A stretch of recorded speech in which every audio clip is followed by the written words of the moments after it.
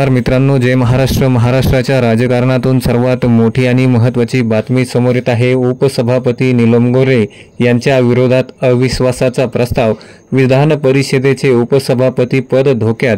सविस्तर अपडेट जाणून घेण्यापूर्वी तुम्ही जर चॅनलवरती नवीन असाल तर चॅनलला सबस्क्राइब करा आणि बेल आयकॉनला प्रेस करा।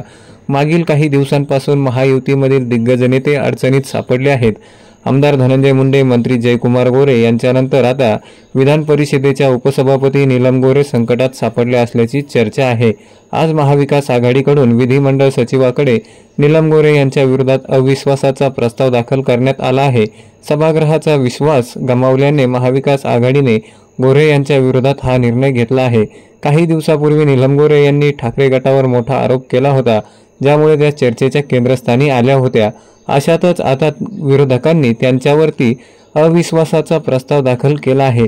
विरोधकांनी दाखल केलेल्या अविश्वासाच्या प्रस्तावावर नीलम गोऱ्हे काय प्रतिक्रिया देतात ते पाहणे महत्त्वाचे ठरते। परंतु अविश्वासाचा प्रस्ताव दाखल झाल्याने विधान परिषदेचे उपसभापती पद धोक्यात असल्याची चर्चा आहे। महाविकास आघाडीच्या तीनही पक्षांनी नीलम गोऱ्हे यांच्या विरोधात अविश्वासाचा प्रस्ताव दाखल केला आहे। तीनही पक्षांकडून एकत्रितपणे विधिमंडळ सचिवाकडे अविश्वासाचा प्रस्ताव दाखल केल्याचे सांगण्यात आले आहे। याबद्दल विधान परिषदेचे विरोधी पक्षनेते अंबादास दानवे यांनी विधान परिषदेच्या सभापतींना पत्र लिहिलं आहे। उपसभापतींना पदावरून दूर करण्यासंबंधीच्या प्रस्तावाची सूचना विरोधकांनी सभापतींकडे केली आहे। दरम्यान नीलम गोऱ्हे यांनी अधिवेशन सुरू झाल्यापासून विधिमंडळाच्या कामकाजात सहभागी झालेल्या नाहीत। खरा विश्वासाचा प्रस्ताव आणायला आमच्याकडून उशीर झाला, आतापर्यंत त्या निलंबनच व्हायला पाहिजे होतं।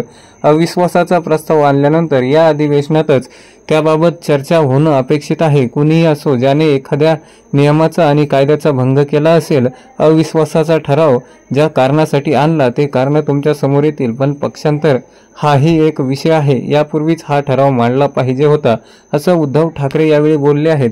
मित्रांनो, तुम्हाला काय वाटतं? उपसभापती नीलम गोऱ्हे यांच्या विरोधात अविश्वास ठराव आणला आहे, नीलम गोऱ्हे यांचा सभापती पद रद्द होईल का? याबाबत तुम्हाला काय वाटतं? तुमची प्रतिक्रिया नक्कीच कळवा। चॅनलला सबस्क्राइब करा आणि बेल आयकॉनला प्रेस करा। भेटूया पुढच्या व्हिडिओमध्ये एका वेगळ्या विषयासह। तुर्तास धन्यवाद। जय महाराष्ट्र।